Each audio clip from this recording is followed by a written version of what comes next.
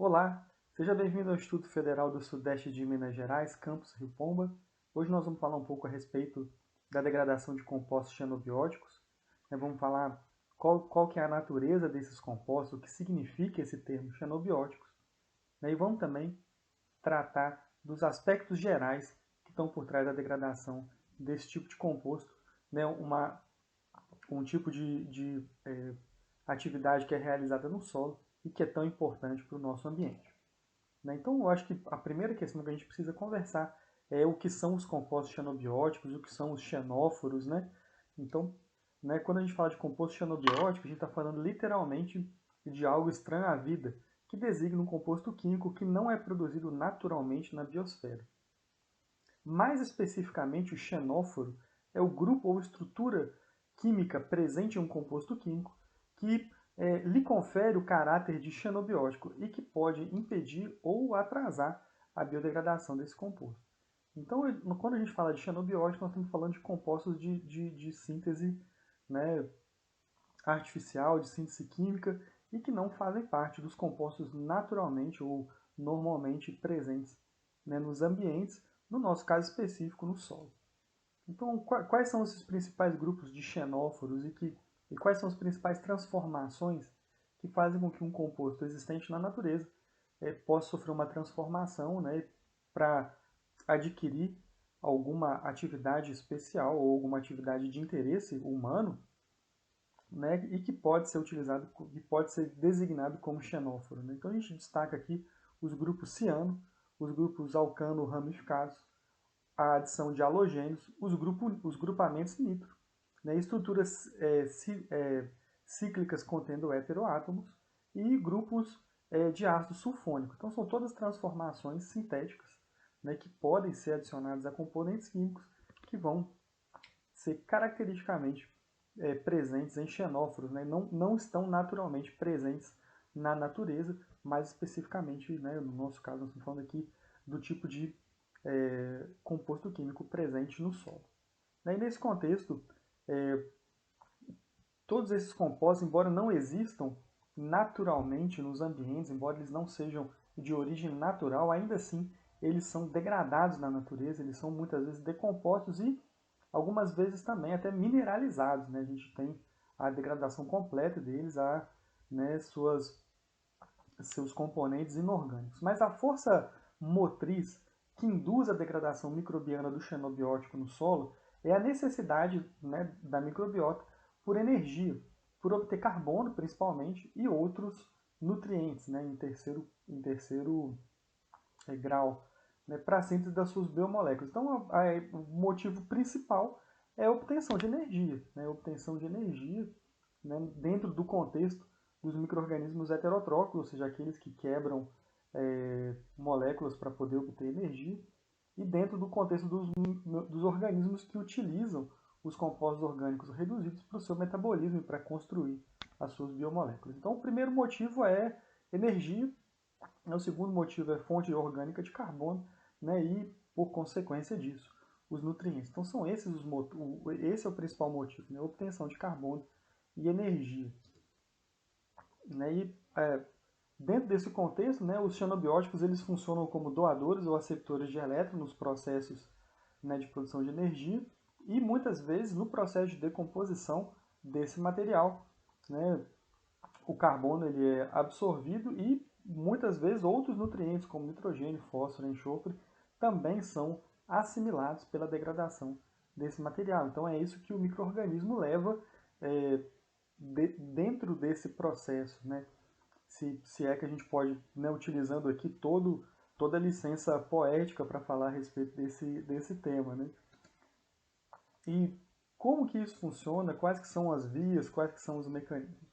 Para cada tipo de xenobiótico vai existir uma via metabólica específica para a sua decomposição. Uma ou várias. Muitas vezes o que acontece é que a degradação inicial, a decomposição inicial, ela vai acontecer por meio de reações químicas enzimáticas inespecíficas. E isso vai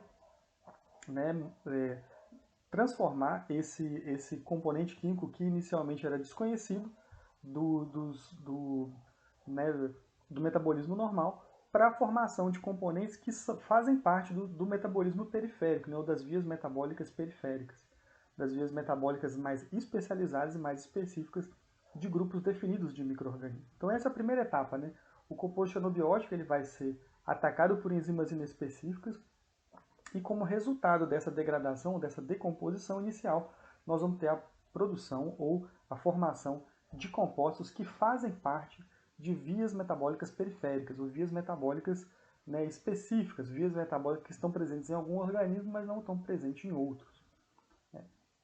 A atuação dessas vias metabólicas periféricas vai levar à formação, né, e aqui quando a gente fala dessa primeira etapa, né, do composto xenobiótico no solo até chegar às vias metabólicas periféricas, nós estamos falando de reações que vão acontecer tanto dentro dos micro-organismos, né, dentro do metabolismo microbiano, como também reações que vão acontecer no solo, por meio das enzimas que estão naturalmente presentes no solo, como nós vimos anteriormente. Então, muitas vezes, essas enzimas, elas não têm uma ação específica, né? Elas são enzimas, né, de largo espectro de ação que podem catalisar diversas reações diferentes, vão decompor esse composto xenobiótico e a partir dessa decomposição, né, os micro-organismos vão poder atuar ainda mais nesse processo por meio das vias metabólicas periféricas. As vias metabólicas periféricas, por sua vez, vão produzir intermediários que são compatíveis com as vias metabólicas centrais, por meio das quais os micro-organismos vão conseguir obter energia e também vão conseguir realizar a biossíntese dos componentes orgânicos, né, ou das moléculas orgânicas de carbono que fazem parte das suas células, como lipídios, como carboidratos, como proteínas, e tudo isso vai ser redirecionado. Então a gente começa com reações altamente inespecíficas, a gente passa por reações em vias metabólicas periféricas, né, até que a gente chega nas vias metabólicas centrais. Por que a gente não fala de cada um dos xenobióticos aqui, né? Porque cada xenobiótico, cada tipo de xenobiótico tem uma via metabólica específica. E o nosso objetivo aqui é falar da ideia geral desse processo, né? Para cada molécula que você pegar, que você for atrás, você vai encontrar a via metabólica de decomposição dessa molécula.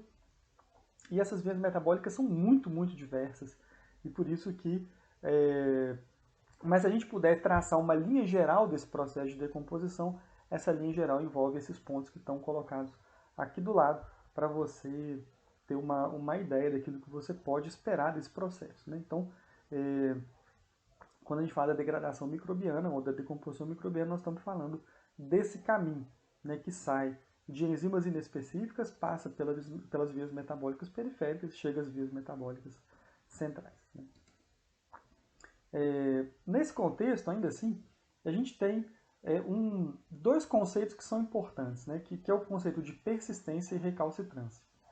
Esses conceitos eles fazem parte do estudo e da compreensão dos xenobióticos, né? Então, quando a gente fala de persistência, nós estamos falando de uma resistência à biodegradação de uma substância sob condições específicas. A persistência ela está ligada com uma condição metabólica ou ambiental específica. Então, ele é persistente sob determinada condição, mas ele pode não ser persistente se a condição ambiental for modificada, né? Isso é uma importante forma de perceber a degradação de xenobióticos, porque, em alguns casos, a degradação de xenobiótico ela pode ser facilmente alcançada caso exista uma modificação ambiental, como, por exemplo, né, a modificação no ambiente redoxo ou a disponibilidade de nutrientes ou cofatores específicos. Já, por outro lado, a gente tem elementos que são recalcitrantes. Mas o que é o elemento recalcitrante? O recalcitrante ele é um elemento químico que ele é resistente à degradação microbiana em toda e qualquer circunstância. Ele vai ser difícil de degradação independente do ambiente redox, independente da disponibilidade de outros cofatores, ele sempre vai oferecer essa dificuldade. Então, quando a gente fala de um composto persistente, a gente sabe que essa persistência pode ser modificada e pode ser contornada, né? A recalcitrância não, a recalcitrância ela é uma dificuldade que vai estar sempre presente aí quando a gente fala dessas questões. E quando a gente fala desses dois mecanismos, né, sempre nos vem à mente, né, desses dois conceitos, sempre nos vem à mente quanto tempo um composto químico pode ficar no chão, e pode ficar no solo. E dentro desse contexto, e considerando a importância, né, dos agrotóxicos como poluentes, né, a gente percebe aqui a persistência no solo, né, de grupos microbianos diversos, de pesticidas, né, de agrotóxicos em ambientes diversos. Né. Então a gente vê aqui, por exemplo, fungicidas que podem ficar no solo de 0,1 a até meio ano, né, herbicidas que podem ficar até 1 ano e meio no solo, né, inseticidas que podem ficar até 6 meses no solo, e inseticidas organoclorados que podem ficar até 12 anos no solo. Então a gente percebe que existe uma larga escala, né, e existe também uma diferença profunda no tipo de agrotóxico que nós estamos falando e o tempo que ele é capaz de ficar no solo. Então, aqui nós estamos falando de persistência, são valores médios por ano que podem variar, né, e alguns deles são recalcitrantes, porque justamente independente do ambiente, eles vão ficar muito tempo no solo. Né. Chama atenção inseticidas que podem ficar até 12 anos, né, no solo, podem ficar 12 anos ativos no solo, né, e chama também atenção o fato de que para todos existe um tempo de pelo menos 6 meses após a aplicação em que esse vai ter algum efeito residual desse material. Então isso tudo nos chama atenção e nos traz a preocupação, né, porque esse material no solo, esse material disponível no ambiente, pode trazer problemas e questões ambientais envolvidas. Né? Um exemplo de problema ambiental que pode vir a partir desse tipo de disponibilidade é justamente a biomagnificação. Né? Principalmente quando a gente trata de compostos lipossolúveis e recalcitrantes, a biomagnificação é muito problemática. Né? A biomagnificação nada mais é do que o aumento no percentual de concentração de um determinado contaminante à medida que a gente sobe na cadeia alimentar. Né? E isso preocupa tanto do ponto de vista ambiental quanto, né, do ponto de vista de saúde humana, porque a gente percebe que a concentração desses elementos é tão maior quanto mais alto está o organismo na cadeia trófica.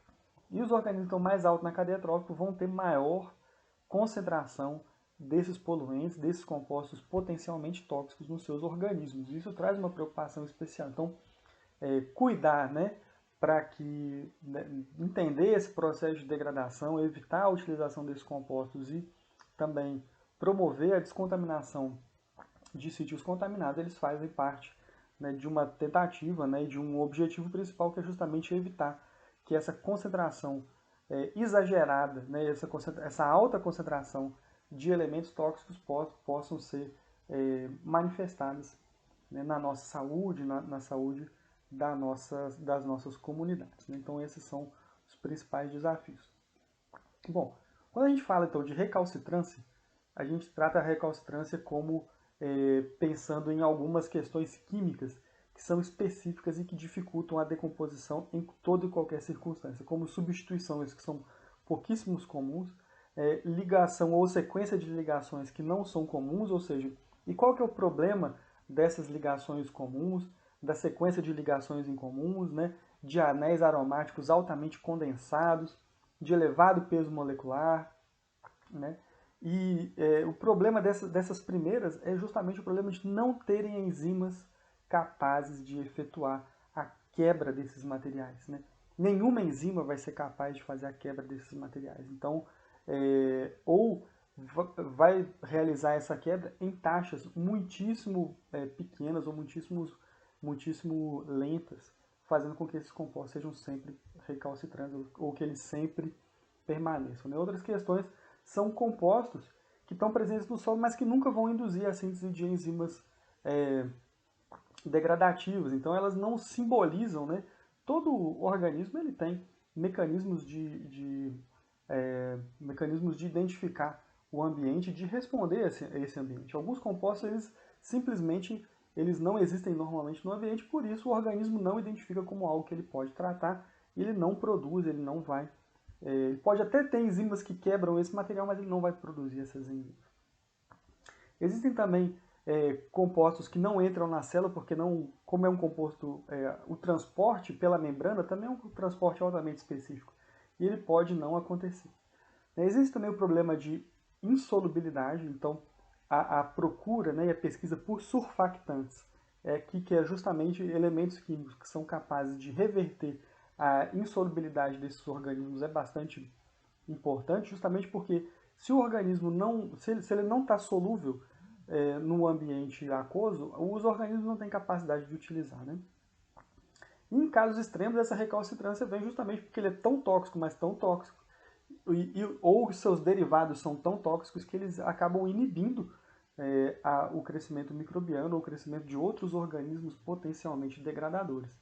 E aí a gente vê a problemática da bioaumentação de compostos que apresentam essas características, né? Outros conceitos importantes, né, são justamente os conceitos de degradação, decomposição, mineralização e destoxificação, porque durante o processo que a gente comentou, né, de sair de um composto complexo até chegar num composto que a célula é capaz de usar, a primeira etapa é a biodegradação ou a decomposição, né, que é a transformação biológica de um composto químico complexo em um mais simples. Né? Não necessariamente vai finalizar o processo de decomposição, mas ele já teve um primeiro desdobramento.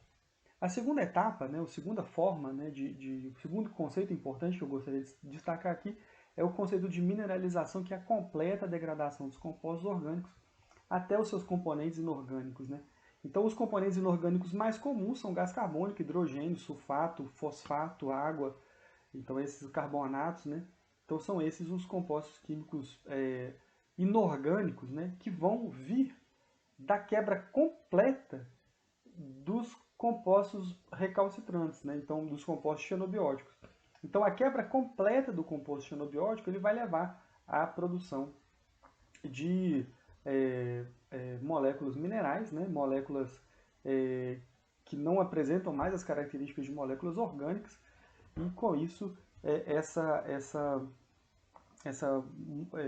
que são as menores subunidades, né, que se pode ter dos xenobióticos. E por fim, a gente tem o conceito também de destoxificação, que é a biodegradação de uma substância até a formação de produtos inócuos ou livres de toxicidade aparente.